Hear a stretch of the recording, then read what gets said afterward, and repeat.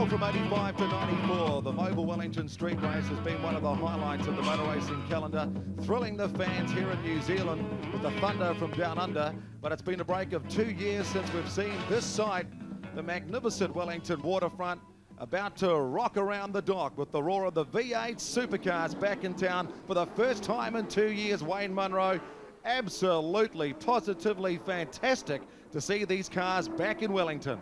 Hey, sure is, Clint. A couple of years ago when the street race started to falter, and last year when it was off altogether, you kind of wondered whether there was a possible comeback.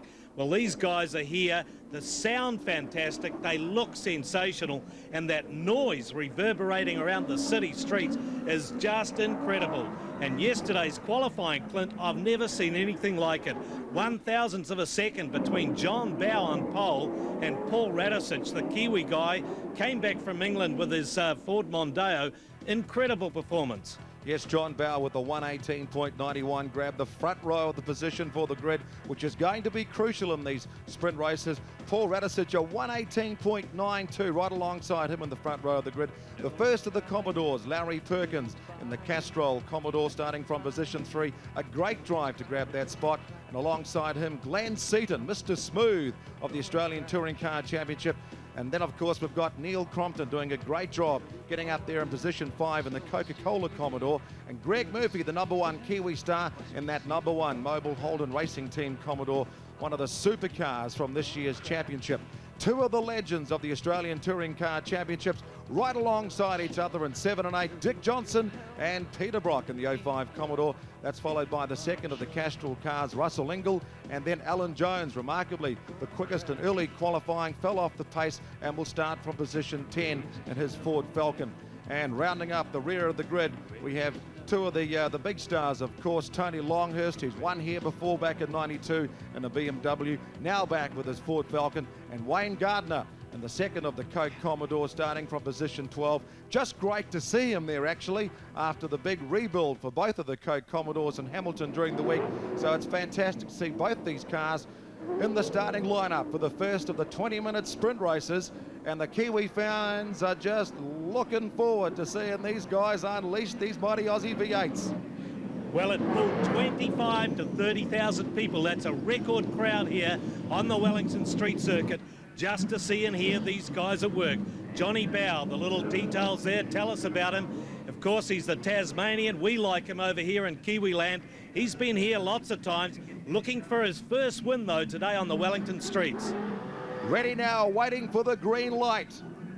John Bow and Paul Radisich. And it's going to be that awesome dive straight down to the chicane. It's going to be magnificent to see how these cars handle the start for the Mobile Wellington Street Race of 96. They've got the red. They've got the green. John Bow gets a great start. Look at Larry Perkins down the inside. Radishich's got a shocker. John Bow, Perkins, Neil Crompton right up there too. Peter Brock caught by the tyres in the 05 Commodore. That's the chicane we've all been talking about. Not a bad start. They got away pretty cleanly, except for Peter Brock.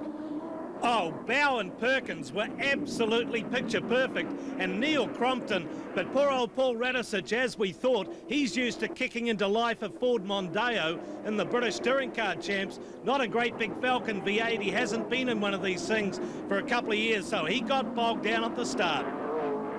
Now, of course, the key thing for Paul Radisich as we take a look again on the Iowa replay, and there's Peter Brock wrapped up in the tyres, and those tyres are going to be a major problem for these big V8s, a real handful around the Wellington waterfront. This is the waterfront part of the circuit as they wind back around towards the hairpin, a very tight hairpin too. Remember, during practice, John Bow had to do a 3-point turn around the hairpin. Well, Dickie Johnson couldn't even get around it, but Johnny Bow taking the hairpin now. You will have noticed a yellow flag and a green flag as we go in car with Glenn Seaton in the Ford Credit Falcon, roaring down the main street of Wellington, or one of the main streets, Jervois Quay, around the chicane, down pit straight, pits off to the right there.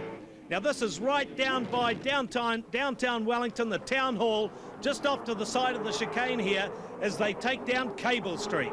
And of course, the infamous bumps of Cable Street have barely been what they term as the car killer in the past on the streets of Wellington as we go on board with Paul Radisich in the Falcon.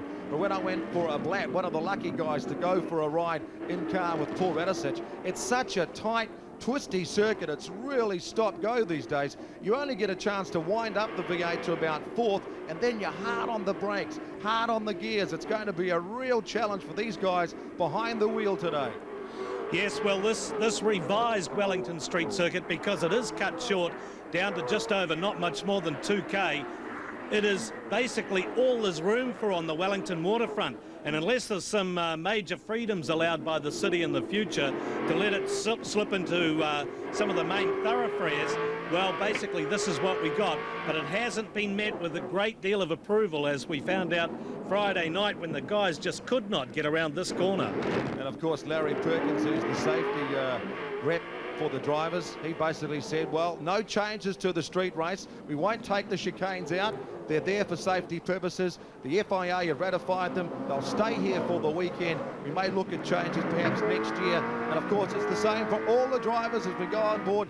Peter Brock and the famous 05 Holden Commodore trying to catch up from the rest of the field, Brocky.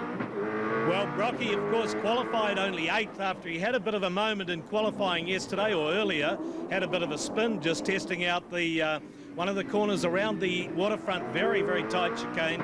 But Brocky in the customary 05 now just negotiating out to a hard left, right on the waterfront. This is on the edge of the harbour. One of the big allied movers, Pacifica shipping boats, pulled alongside there. They, of course, in full support of Radisich and Alan Jones. That's their team sponsor. So lots of big cheers go up for Jonesy and Radisich as they roar past that part of the track. One of the fantastic speed shots on the circuit here by the 3 Sport team. Whoa, Gardner getting a little bit wide coming out of that corner. But as the freight train winds around now back towards the hairpin, I suppose, Wayne, the big question is who's going to have, I suppose, the big ones big enough to try and go for a passing manoeuvre around this hairpin from hell? Hey, I don't know, because there's just not too many places to try it on. Back on board with Glenn Seaton. Check this out. This could be a passing possibility, they reckon. I don't like the look of it myself. Down here to the next chicane is maybe another one. So far we haven't seen it happen all weekend with other classes. And down the bottom of Cable Street, where they're headed right now, is maybe another one. But hey, they're all pretty tight, pretty mean. If you make a little mistake, the walls are going to jump out and bite you. Fantastic shots on board the Ford Credit Falcon of Glenn Seaton. This is as close to the Wellington waterfront as you can get, racing around the streets of Wellington with a great Aussie V8. Just listen to the sound of it.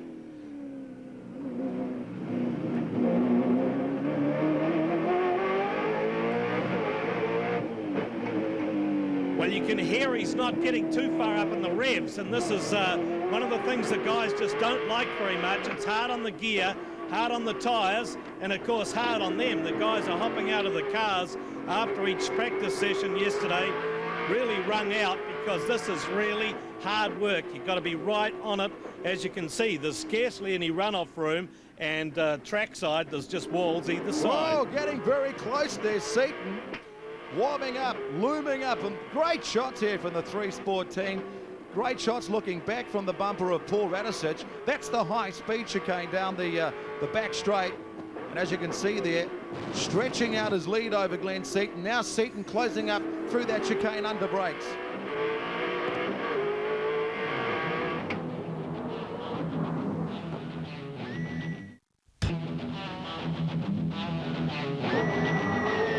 Welcome back to the streets of Wellington, and it's still John Bow leading the first of the 20-minute sprint races with the V8 supercars here today on 3 Sport and right around the 10 network in Australia. Great to have the great Aussie V8s back on the streets of Wellington again for this waterfront showdown, and it really is turning out to be a case of trying to catch the man who set pole, John Bow, who's cleared away from the field, and the rest of the freight train, Wayne Munro, been held up by LP Larry Perkins. Yes, well, Larry brought his older Holden Commodore over to New Zealand, the same car he ran at Bathurst this year, thinking that he might get some advantage on the bumps, which are both at Pukekohe and around the street circuit. But as there's view from Greg Murphy's in-car shows in the one mobile Holden race team car, he's caused a big traffic jam. Now, that's no reflection on Larry. That's not to say he's doing anything wrong. He's going about his business as quickly as he can, but while Johnny Bowers got up and got away, he's now got jammed up behind him this row of 6 or 7 guys looking for every which way to try and get by. And there's no way. John Bow there with the fastest lap, a 1:19.7, which is actually a little bit slower than what they did in qualifying. Well, certainly a little bit slower than what JB did in qualifying, with a sensational time of 1:18.91. And that's why we knew that all-important shootout for pole was going to be so crucial. And look at this, Greg Murphy in the #1 car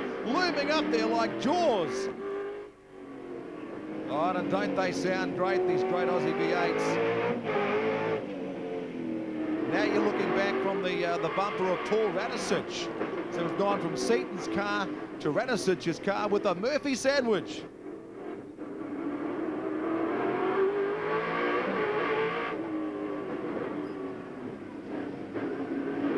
Greg Murphy trying to make a move in the #1 Mobile Holden Racing Team Commodore. So tight around the Wellington waterfront, and these drivers are going to be working very hard behind the wheel.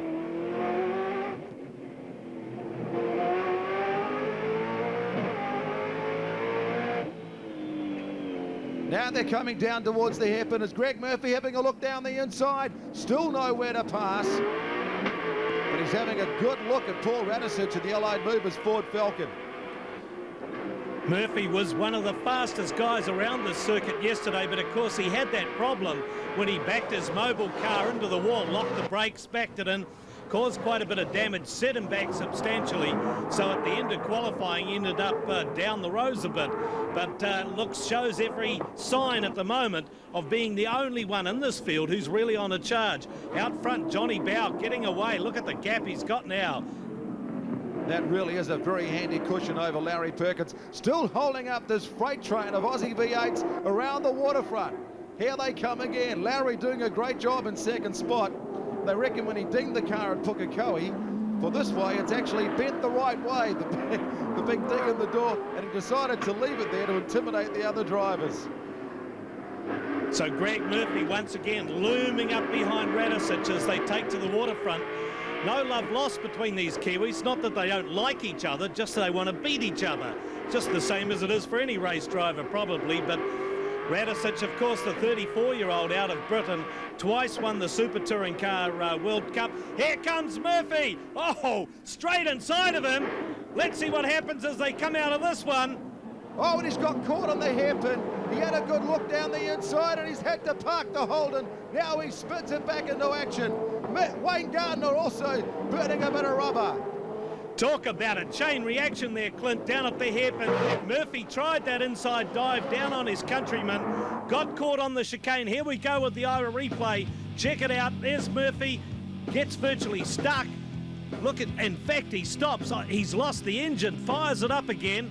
Russell Ingall pulls in the Castrol Commodore. Johnson on the outside. Brocky all jammed up there. Well, it looks like they were queuing up for tickets for the Sydney Olympics in the year 2000 because they all had to put on the old brakes and stop around what they nicknamed the hairpin from hell, and that's why it is so tight. You tell me what they just nicknamed the kid. Here he is. Never mind the hairpin. This is the Kiwi kid. They've got rid of Craig Lowndes, and then, of course, this boy teams up with Craig Lowndes to win Bathurst.